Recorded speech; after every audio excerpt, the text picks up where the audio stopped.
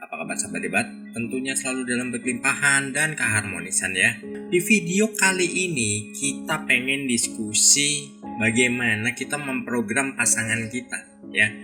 Pasangan kita itu adalah suami atau istri kita.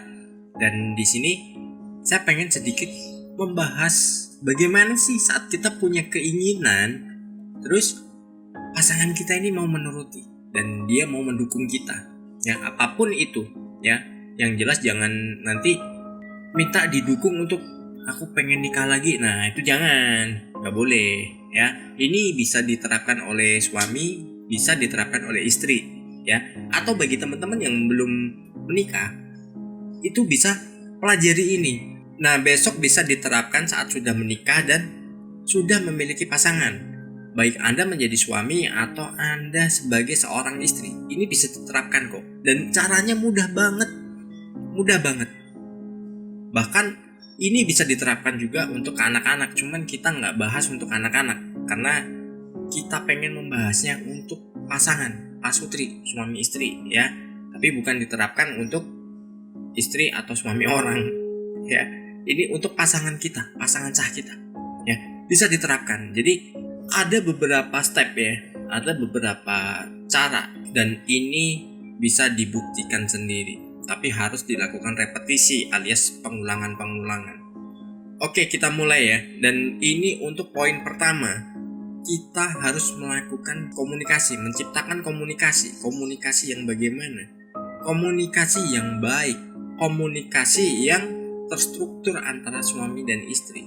Dalam artian gini, ada pasangan yang awal-awalnya nih komunikasinya bagus. Mereka komunikasinya penuh dengan sukacita, terus saling menghargai untuk pasangannya. Jadi kayak ngobrol apapun, diskusi apapun itu nyambung. Si suami menghargai komunikasi dengan istri, istri pun juga begitu.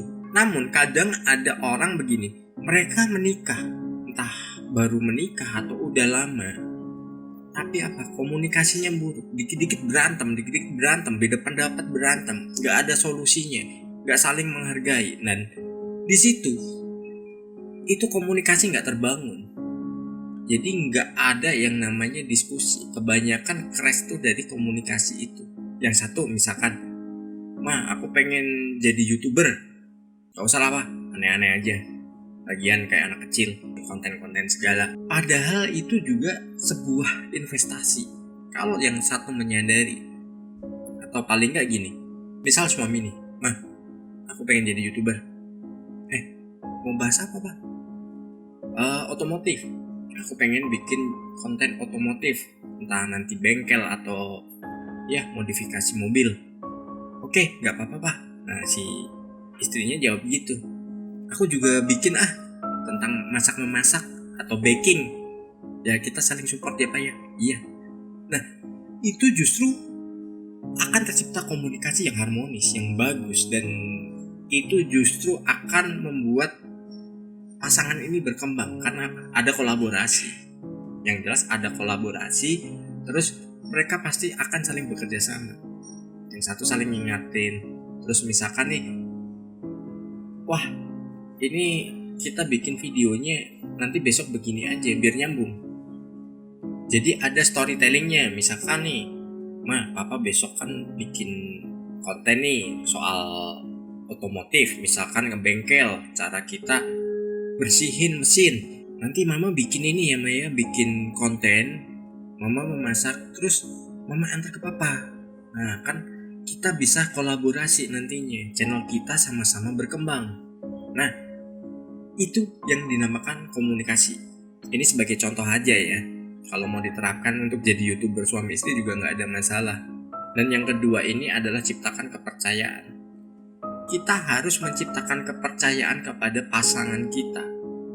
Kepercayaan soal apa? Apapun ya, kita harus menciptakannya untuk biar kita saat melakukan aktivitas atau kita sedang bekerja itu gak ada curiga-curigaan. Jangan nanti misalkan nih si suami nih, dia bekerja ternyata ada lembur, pulang kemalaman, sampai rumah bukan disiapin teh anget atau makan malam, malah ditanya, mana aja lu?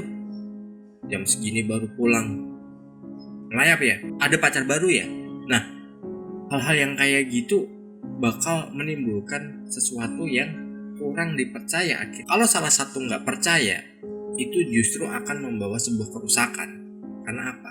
Nggak seimbang. Jadi harus saling percaya. Terus misalkan suami nih baru pulang kerja kemalaman karena ada lembur, ya sudah, datang, mau kopi atau teh hangat, siapin, ya kan? Akhirnya apa? Nanti akan tercipta obrolan. Oh, ada lembur ya Pak ya? Tadi ngerjain apa aja? Nah, si suami bilang, iya tadi ada audit nih dari kantor pusat. Ya terpaksa pulangnya agak malam. Mau ngabarin juga nggak bisa, soalnya sibuk banget, padat banget. Ada direksi dari pusat tuh ngumpul semua di situ. Kita ada sidak, jadi memang harus kita persiapkan semuanya. Oh ya udahlah Pak, minum kopinya, terus habis itu mandi ya Pak ya, terus istirahat. Nanti mama pijitin. Nah, itu kepercayaan dan itu saling menghargai juga. Keren kan? Lalu yang selanjutnya ya, yang poin ketiga. Ini belum masuk poin utamanya nanti untuk memprogram bagaimana biar keinginan kita kepada pasangan itu akan dituruti. Nah, yang ketiga ini adalah ciptakan rasa hormat. Suami harus menghormati istri dan istri juga menghormati suami, apapun profesinya. Contohnya begini, misalkan nih, penghasilan si suami dan si istri itu lebih besar si istri. Jangan kita melakukan tekanan kepada suaminya. Mungkin berpikirannya gini, lu tuh suami, harusnya lu yang nafkain gua, bukan gua penghasilannya lebih gede dari lu. Nah, itu nggak boleh seperti itu. Kita harus ciptakan rasa hormat. Si suami juga menghormati istri, si istri juga menghormati suami. Jadi saling support. Kayak semacam siang dan malam. Mereka saling menghormati. Kalau malam ya udah lu gelap. Kalau siang ya udah lu terang. Nah, seperti itu. Punya peran masing-masing. Dan di situ kalau saling menghormati, itu justru akan membawa sebuah keluarga itu dalam keharmonisan dan komunikasi, terus kepercayaan akan ada. Contoh misal pasangan yang sudah memiliki anak. Nah, kebetulan si istri itu adalah seorang wanita karir yang dia kerja di sebuah perusahaan di kantor. Dan si suami itu freelancer, dia kerjanya di rumah. Dan kerjanya pun mungkin bisa tiap malam. Nah, dari situ si anak ini daripada kita titipin ke entah mertua, entah orang tua, entah titipin ke orang lain, karena saling menghormati, ya udahlah, mama kerja aja, biar anak-anak sama papa aja di rumah, biar anak-anak papa yang urus, mama fokus kerja. Nah nanti baru kalau pulang, nah mama juga fokus ke anak-anak, papa gantian yang kerja, meskipun kerja papa malam, nggak ada masalah. Nah itu saling menghormati.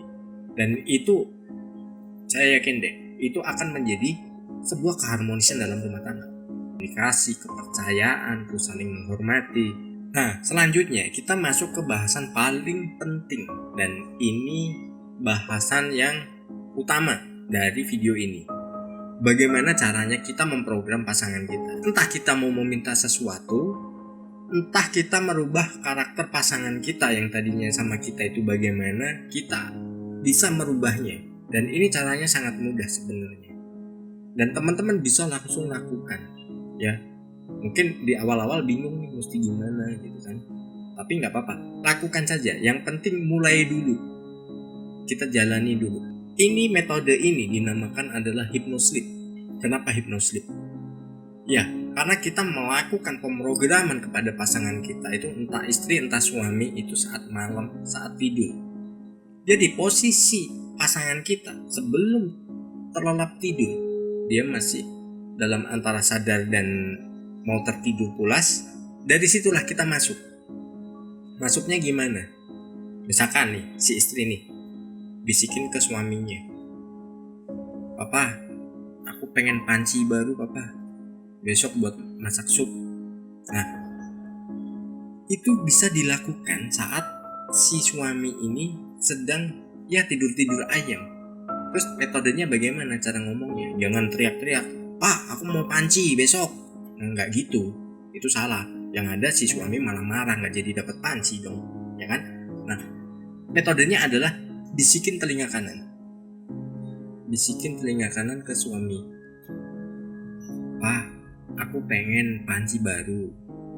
Papa beliin ya besok ya. Coba dilakukan berulang-ulang. Besok suami pulang kerja udah bawa panci baru. Ya setidaknya pasti tanya paginya, Mama pancinya mau warna apa? Pink, hijau, atau biru?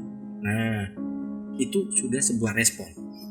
Ya, itu bisa untuk dilakukan apa aja, bukan hanya untuk meminta sesuatu, tapi bisa dilakukan untuk memprogram. Misalkan nih si suami suka marah-marah, bisa dibisikin, Papa itu orang hebat, Papa itu orang penyabar dan sayang sama Mama, Papa itu selalu perhatian sama Mama dan menghormati Mama dan juga sayang sama anak-anak. Nah, lakukan itu, lakukan repetisi. Nah, itu akan terwujud, karakter akan berubah. Begitu juga si suami untuk memprogram istrinya juga sama. Cuman jangan kayak tadi ya, Mama, aku pengen nikah lagi. Jangan, nggak boleh. Kasihan nanti ya. Kalau Anda bisa menghidupi, kalau enggak, malah bingung, anaknya jadi banyak, tanggungan juga makin banyak kan. Nah, jadi terapkan ini saat posisi ya tidur-tidur ayam lah pasangan kita. Bisikkan dengan halus apa yang kita mau dari dia. Ya, Papa aku mau kalung baru. Nah, pasti nanti akan terbesit tuh, karena berulang-ulang di situ. Tiba-tiba kasih kejutan nih pulang, Mah, aku beli ini kalung berlian biar Mama makin cantik saat arisan. Nah, seperti itu. Jadi sesuatu yang mungkin mustahil nih, pasangan gue aja begini kok, kita bisa lakukan. Kita bisa lakukan yang namanya hypnosleep. Ini juga saya terapkan dulu waktu anak-anak saya masih kecil dan itu efektif banget. Sampai sekarang pun juga kita sama anak kayak temen, kayak main game aja bareng gitu. Padahal saya udah nggak suka game, tapi mau nggak mau harus mengenali. Mungkin ini bahasan ke parenting, cuman saya nggak akan bahas di channel ini ya untuk parentingnya ya. Dan ini bisa diterapkan mulai sekarang ya, mulai nanti malam atau saat ini juga. Mungkin kalau teman-teman pas nonton video ini malam, praktekin ya, akan penuh kejutan-kejutan yang akan teman-teman dapatkan. Sukses berkelimpahan.